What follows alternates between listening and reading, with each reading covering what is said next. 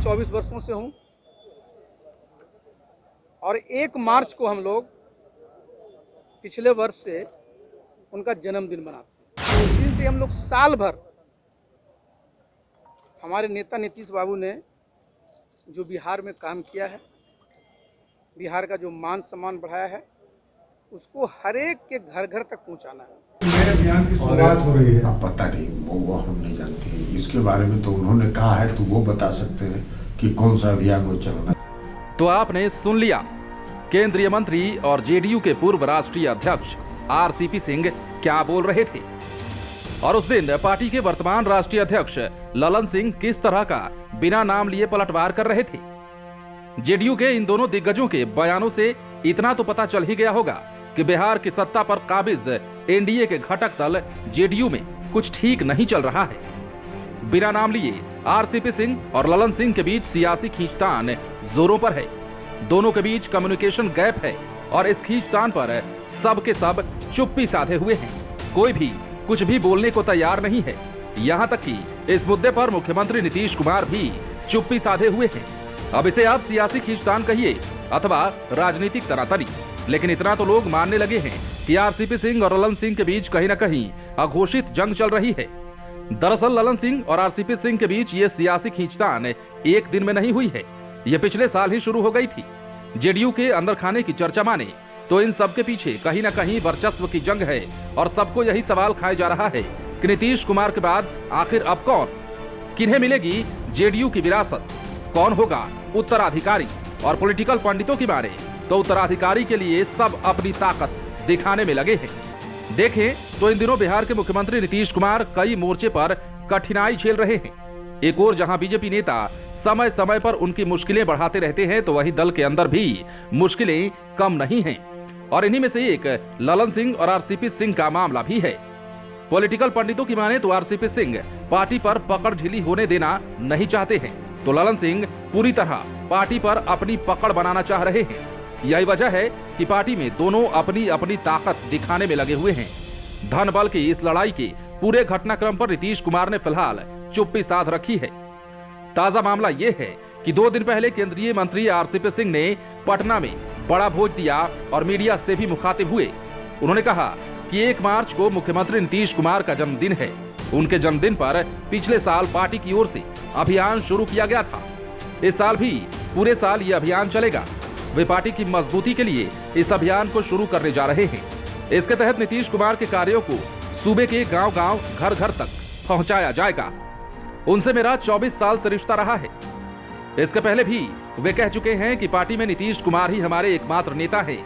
PS से उन्हीं की वजह से आज हम मंत्री बने हैं। दूसरी ओर आरसीपी सिंह के भोज कार्यक्रम में काफी संख्या में जेडीयू के नेता और कार्यकर्ता भी जुटे थे। इधर केंद्रीय मंत्री आरसीपी सिंह के बयान के चंद घंटे बाद ही राष्ट्रीय अध्यक्ष ललन सिंह का पलटवार भी सामने आया। ललन सिंह ने कहा कि मुझे मालूम नहीं कि आरसीपी सिंह कौन सा अभियान चलाना चाहते हैं। पार्टी को मजबूत करने की जिम्मेदारी प्रदेश अध्यक्ष उमेश कुशवाहा के कंधे पर है और वो पार्टी को मजबूत करने के लिए दिन रात काम कर रहे हैं। ललन सिंह के समर्थन में जेडीयू संसदीय बोर्ड के राष्ट्रीय अध्यक्ष उपेंद्र कुशवाहा भी सामने आ गए। उपेंद्र कुशवाहा ने कहा कि पार्टी की सदस्यता अभियान तो पूरे साल चलती है, अगर अलग से कोई अभियान चलाया जाना है वह भी पूरे साल, तो इसके लिए राष्ट्रीय अध्यक्ष की सहमति लेनी चाहिए।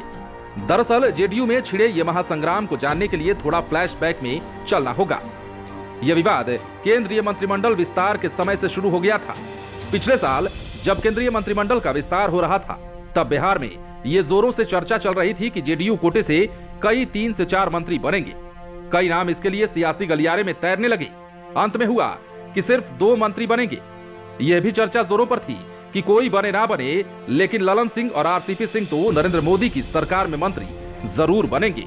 लेकिन जब नाम जारी हुआ तो हर कोई दंग रह गया। जेडीयू के ही कई दिग्गज लोग अवाक रह गए। नरेंद्र मोदी की कैबिनेट में सिर्फ आरसीपी सिंह का नाम शामिल था। मुंगेर से सांसद रहे ललन सिंह के लिए ये सबसे बड़ा झटका था। उन्हें इससे गहरा आघात लगा था। इसे लेकर आरसीपी सिंह से दिल्ली में मीडिया सवाल भी दाग रही थी। अंदर खाने का यह विवाद बाहर आने लगा था, जिससे आरसीपी सिंह बचते नजर आ रहे थे। नरेंद्र मोदी की कैबिनेट में जेडीयू कोटे से सिर्फ एक ही मंत्री क्यों लिया गया, ये सवाल मुख्यमंत्री नीतीश कुमार के पास भी आया। तब नीतीश कुमार ने यह कहकर पल्ला झाड़ दिया कि केंद्रीय मंत्रिमंडल में शामिल होने का फैसला राष्ट्रीय अध्यक्ष आरसीपी सिंह का था। मेरा उस फैसले से कोई लेना देना नहीं था। तब आरसीपी सिंह पार्टी के राष्ट्रीय अध्यक्ष के पद पर काबिज थे। केंद्रीय कैबिनेट में जगह नहीं मिलने पर ललन सिंह की नाराजगी जग जाहिर हो गई। इसे देखते हुए मुख्यमंत्री नीतीश कुमार ने ललन सिंह को राष्ट्रीय अध्यक्ष बनाने का फैसला लिया।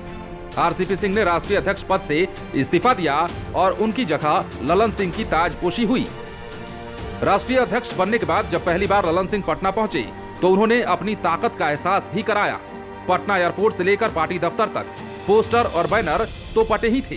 बैंड बाजे, हाथी घोड़े के जुलूस किसी मंत्री के स्वागत से कम नहीं दिख रहे थे। कह सकते हैं कि वो किसी रैली से कम नहीं था। बाद में आरसीपी सिंह भी मंत्री बनने के बाद पहली बार आए, लेकिन वो धार नहीं दिखी। ललन सिंह की ओर से पार्टी के लिए 10 दिनों में 100 करोड़ धन जुटाने के पीछे भी सियासी पंडित वर्चस्व का ही खेल मान रहे हैं। पॉलिटिकल पंडितों की माने तो इसके पहले आरसीपी सिंह तब मुखर हुए थे जब उत्तर प्रदेश चुनाव को लेकर जारी स्टार प्रचारकों की सूची में उनका नाम शामिल नहीं किया गया था। तब आरसीपी सिंह ने प्रेस बयान जारी कर इशारों में ही कह दिया था कि लोग बाएं दाएं देखने का काम ना करें और पार्टी के हित में काम करें। हमारे नेता नीतीश कुमार हैं और वही रहेंगे, उनकी जगह कोई नहीं ले सकता है। 2025 तक के लिए जनता ने बिहार में एनडीए को बहुमत दिया है। आरसीपी सिंह का जब ये बयान आया तो स्टार प्रचारकों की सूची में उनका नाम जोड़ गया। इसके पहले उत्तर प्रदेश चुनाव में बीजेपी के साथ जेडीयू के समझौता नहीं होने के लिए ललन सिंह ने आरसीपी सिंह को ही जिम्मेदार ठहराया था।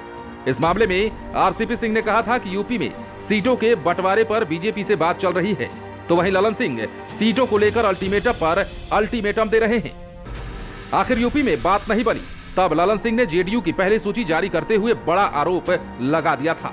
उन्होंने नाम लेकर कहा था कि आरसीपी सिंह के कारण ही हम लोग डालिमा में रह गए। अंत तक इंतजार किया। कहा जा रहा था कि बात हो रही है। जब कोई गुंजाइश नहीं बची तब विवश होकर पार्टी अपनी तरफ से सूची जारी कर रही है।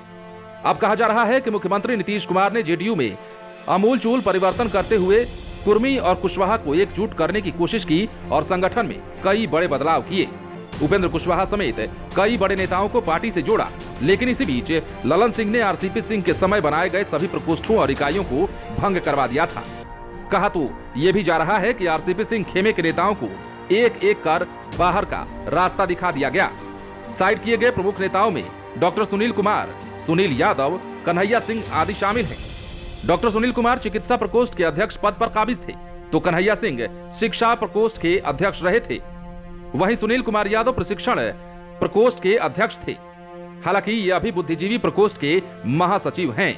अपने लोगों के साइड किए जाने से आरसीपी सिंह भी बहुत देर चुप नहीं बैठे और संगठन को लेकर फिर हरकत में आए। पटना स्थित अपने सरकारी आवास पर कार्यकर्ताओं की भीड़ जुटाई और शक्ति प्रदर्शन किया। केंद्रीय मंत्री ने पार्टी के बगैर सहमति के सीधे सीधे अगले साल के लिए पार्टी के कार्यक्रम का ऐलान कर दिया। ये भी कहा कि 1 मार्च 2022 से अगले साल तक यानी कि 2023 तक नीतीश कुमार की उपलब्धियों को जन जन तक कार्यकर्ता ले जाने का काम करेंगे।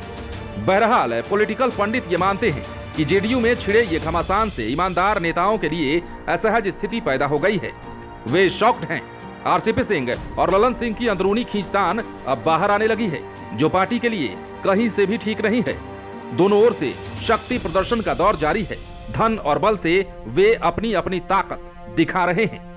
आप बने रहें लाइव सिटीज के साथ। यदि आपने इस चैनल को सब्सक्राइब नहीं किया है तो सब्सक्राइब कर लीजिए ताकि हम आपको खबरों से अपडेट रख सकें।